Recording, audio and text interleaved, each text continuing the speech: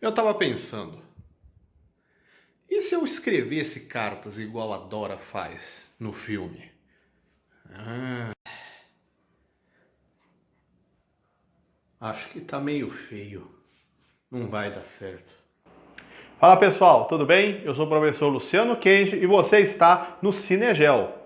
Hoje nós vamos falar pela primeira vez no canal de um filme nacional e eu tenho muito prazer aqui hoje trazer para vocês o filme Central do Brasil, na qual a gente tem não só uma grande história, um grande debate que a gente pode trazer para discutir geografia e, além do mais, é um filme extremamente marcante, muito importante para a história do cinema nacional. Bora comigo?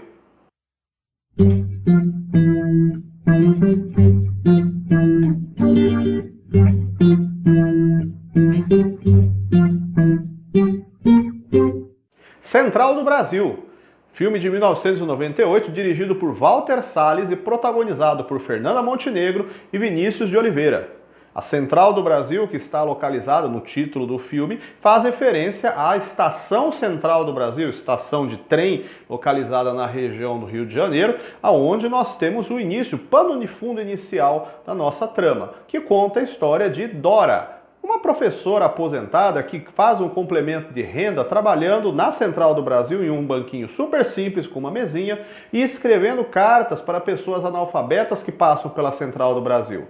Ela escreve cartas de mais diferentes tipos de natureza, de saudade, de raiva, de ódio, um misto de sentimentos e de histórias diversas do Brasil inteiro, de pessoas que têm parentes, têm histórias deixadas nos seus lugares de origem, Brasil afora, que foram até o Rio de Janeiro para tentarem a sua vida, tentarem um novo ganha-pão, uma vida diferente, cheia de sucessos, na verdade também onde vai ter um envolvimento também com frustrações, de sentimentos de naturezas diversas nessa experiência migratória no Rio de Janeiro.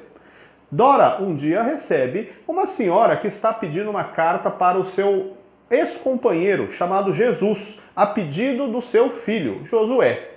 Isso porque Jesus, na verdade, nunca conheceu Josué. E o garoto está pedindo que a mãe, aproveitando a situação ali de escrever a carta, possa mandar uma carta para o seu pai, pedindo que ele esteja de braços abertos para conhecê-lo. Acontece que Dora, na verdade, não é uma pessoa tão bondosa, tão caridosa assim. Quando ela chega em casa, na verdade, ela fica relendo as cartas, dando risada das histórias, muitas vezes chacotando, das ilusões, das formas como as pessoas escrevem as cartas, muitas vezes fazendo mentiras, fazendo autopromoção de um sucesso, da própria imagem delas, na qual elas, não, na verdade, não são reais. Outro detalhe é que Dora, na verdade, não posta as cartas no correio. Ela cobra R$1 para cada carta junto a essas pessoas na Central do Brasil, mas na verdade ela não se dá o trabalho de jogar as cartas realmente lá na caixa do correio para ser despachada. Ela tem uma gaveta onde ela fica juntando várias delas e fica dando risada com a sua melhor amiga, que por sinal muitas vezes ela fica, poxa Dora, caramba, você tem que postar, poxa vida. Acontece que esse personagem que nós citamos até então, anteriormente, o garoto Josué e sua mãe, vão dar uma reviravolta na vida de Dora. Isso porque logo após passarem pela banquinha de Dora, a mãe de Josué foi atropelada por um ônibus e ela morre. O garoto, desamparado, sem absolutamente ninguém que possa fazer companhia a ele, sozinho na cidade do Rio de Janeiro, ele acaba dormindo na Estação Central do Brasil e no dia seguinte, Dora, que tinha visto o que aconteceu no dia anterior, ela percebe a presença do garoto ali. Ele está meio arredio, está bastante assustado com a situação, não confiando em ninguém, muito menos em Dora. E ela, apesar de tentar aproximação com o garoto, ele, um jeito meio grosseiro, ele deixa quieto, E a relação deles começa a ficar um tanto quanto tensa. Dora fica com um dó da situação e acaba começando a tentar criar uma empatia, tentar se aproximar do garoto órfão agora, que não tem absolutamente ninguém que possa lhe dar algum tipo de suporte. Dora acaba, então, pegando o garoto Josué na ideia de tentar auxiliá-lo, e ela também ganhar um dinheirinho com isso, porque ela tem um contato com uma pessoa que disse que conhece uma rede de adoção fora do Brasil, onde eles paga um dinheiro, no caso Dora, ao deixar Josué com este grupo, levantaria uma grana e ela deixaria ele para ser adotado por famílias ricas na Europa ou dos Estados Unidos.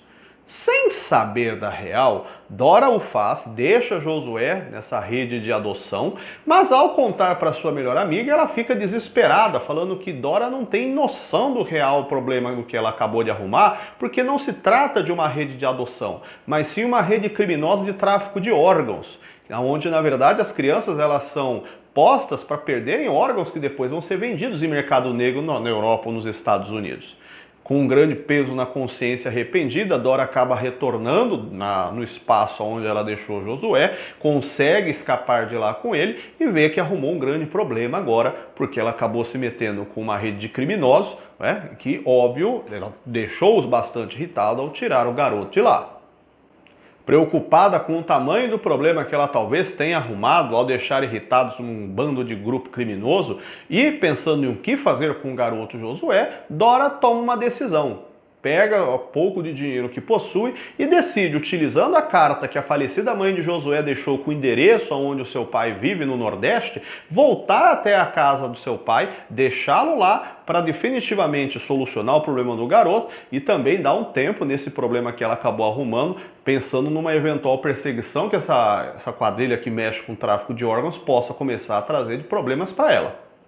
Aí nós vamos ter uma grande reviravolta dentro do personagem de Dora e de Josué, que até então aquela relação arredia, difícil, vai fazer com que eles cresçam enormemente enquanto personagens, enquanto figuras pessoais e o carinho entre eles também, né? Criando uma grande relação meio que matriarcal, né? De mãe com um filho, mas que apesar de não ter este envolvimento direto, mas principalmente simbolizando como uma amizade, apesar da grande disparidade de idade entre eles.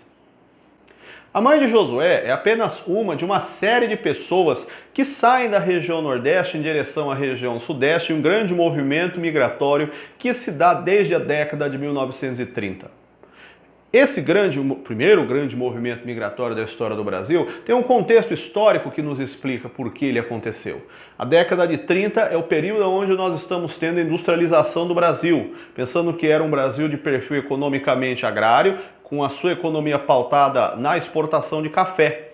Mas a crise de 1929, que você pode conferir alguma coisa a mais aqui no nosso canal, assistindo o nosso filme sobre o Charlie Chaplin no filme Tempos Modernos, né? Fica a dica aqui. Nós temos a queda muito brusca, muito vertiginosa na economia do Brasil de exportação de café. Isso porque o grande comprador de café do Brasil sempre foi o dono da indústria, principalmente nos Estados Unidos. A partir do momento que a indústria lá nos Estados Unidos e na Europa estão em um grande processo de crise, você tem, obviamente, o Brasil sentindo também, já que o índice de exportação de café cai vertiginosamente.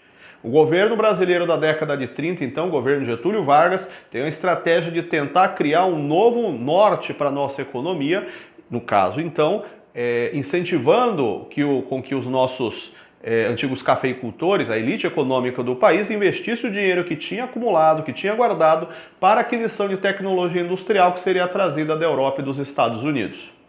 O Brasil, ele tinha uma grande concentração de mão de obra em vias rurais. O Brasil não era um país com população urbana. E para compor a mão de obra que estaria trabalhando nessa expansão industrial na região sudeste, o que aconteceu, o que se sucedeu, foi um grande incentivo para a população vinda do Nordeste para a região sudeste. A estratégia era, primeiro, um grande contingente de mão de obra vindo de imediato, né? Então você não precisaria de um plano de médio e longo prazo tentando pensar em aumentar a taxa de natalidade, mas seria algo já mais, né? Para aquele momento a gente vai trazer pessoas para servirem como contingente de mão de obra para a expansão da indústria. E dois, o fato da região Nordeste ser bastante povoada e ter um índice de pobreza bastante grande. Ou seja, a estratégia, como inclusive acontece até hoje, é uma estratégia interessante para o dono da indústria por se tratar de uma mão de obra operariada de baixo valor, é uma mão de obra barata. Não só na indústria, mas também essa mão de obra nordestina vai para a região sudeste para compor função em setor de serviços. Setor de serviços, ou seja, aqueles empregos que a gente chama de não produtivos. Serviços entendam ser motorista, ser vendedor, no caso muitos deles, como nós temos uma expansão de população migrando para a região sudeste, há uma expansão no setor de construção civil, né? Então vários empregos estão sendo gerados no setor de serviços por causa desse inchaço de pessoas que estão se direcionando à região sudeste. E isso é um grande incentivador para essa mão de obra nordestina indo até a região sudeste. No caso, o filme fala do Rio de Janeiro, né, de nordestinos na região do Rio de Janeiro, mas dando destaque principalmente para o estado de São Paulo, principalmente na sua capital, que é o grande receptor desse movimento migratório. Vamos enfatizar ainda que, apesar de eu estar destacando a década de 1930 como início, a migração de nordestinos indo à região sudeste não ficou restrita apenas a este período. Esse movimento migratório ele vai suceder ao longo dos períodos seguintes, nas décadas seguintes, inclusive chegando no contexto ainda hoje da década de 2010. Isso porque a região sudeste continua ainda com aquele apelo de região onde há uma grande disponibilidade de emprego, o lugar das oportunidades, da universidade, do serviço com salários maiores, e a região nordeste, né, ainda dentro daquela região que tem um contingente populacional grande, a segunda maior população do Brasil, dividindo por regiões e com um contingente de pobreza considerável, muitas pessoas têm ainda a tentativa nesse sonho de querer mudar de vida na região sudeste. Ainda hoje, adicionando o fato de que há muitas vezes algum parente daqueles que migraram anteriormente, então já há um contato, já há um meio campo para você tentar chegar na região sudeste com esse sucesso. É importante destacar também que a partir dos anos 90, anos 2000, nós temos um curioso novo fluxo envolvendo região sudeste e nordeste, que nós vamos chamar de migração de retorno. A migração de retorno tem este nome porque basicamente é um movimento de pessoas do sudeste indo para o nordeste. É estranho a princípio porque teoricamente ele está saindo do lugar bom, indo para um lugar que não está tão bom assim. Na verdade, há um motivo para a gente entender o que está acontecendo. A região sudeste, cheia de pessoas, com custo de vida alto, com um monte de serviços públicos saturados, como escola, serviço de saúde, transporte, começou a se tornar desinteressante para boa parte da população. E algumas dessas pessoas, ou as mesmas que migraram, ou filhos e netos de nordestinos que foram à região sudeste em décadas anteriores, começam a coçar a cabeça e pensar que talvez não seria tão interessante assim ficar nesses lugares, visto o custo alto de vida, e retornar à região nordeste em um contexto onde está passando, enquanto região como um todo, por um upgrade, por uma grande melhora de geração de emprego, chegada novos de parques industriais para o processo de desconcentração ou descentralização industrial. Então muitas dessas pessoas acabam optando por retornar e fazendo isso que nós chamamos de migração de retorno. Caso você nunca tenha assistido Central do Brasil, ou ainda se você é daquelas pessoas que tem um relativo preconceito com o cinema nacional, eu quero deixar aqui a minha garantia. Assista o filme porque é um grande filme, é um grande momento do cinema nacional. Pode confiar em mim. O Central do Brasil, caso você não tenha dimensão do tamanho e a importância dele para o cinema nacional, ele ganhou prêmios de fora, prêmios internacionais como Globo de Ouro de melhor filme estrangeiro. Estamos falando desse vídeo em 2019, até então é o último filme brasileiro indicado ao Oscar de melhor filme estrangeiro. E nós temos o mais curioso, né, caso você não conheça essa história, você vai falar, caraca, como assim? A atriz Fernanda Montenegro, protagonista do filme, ela ganhou vários prêmios fora de interpretação, foi indicada ao Globo de Ouro e ao Oscar de melhor atriz. Sim, você não está ouvindo bobagem, não está maluco não, eu não estou maluco, pode ter certeza, pode pesquisar aí. A Fernanda Montenegro é a única atriz brasileira, a única atriz em protagonismo de papel, falando em português, indicada ao Oscar, né, onde ela acabou sendo, né, perdeu o prêmio para Gwyneth Paltrow, filme na qual ela interpreta a protagonista de Shakespeare Apaixonado. Você já conhece o filme? Caso conheça, deixa aqui o seu comentário embaixo. Caso não, fica a dica, assista o filme, gente. É um grande filme e depois você deixa seus comentários aqui embaixo. Me siga lá no Instagram, fico esperando suas perguntas por lá. Nossa interatividade pode ser feita lá no nosso canal, no nosso inbox, no nosso direct, ou você pode deixar uma mensagem aqui embaixo também. Beleza, pessoal? Obrigado, até a próxima. Tchau, tchau.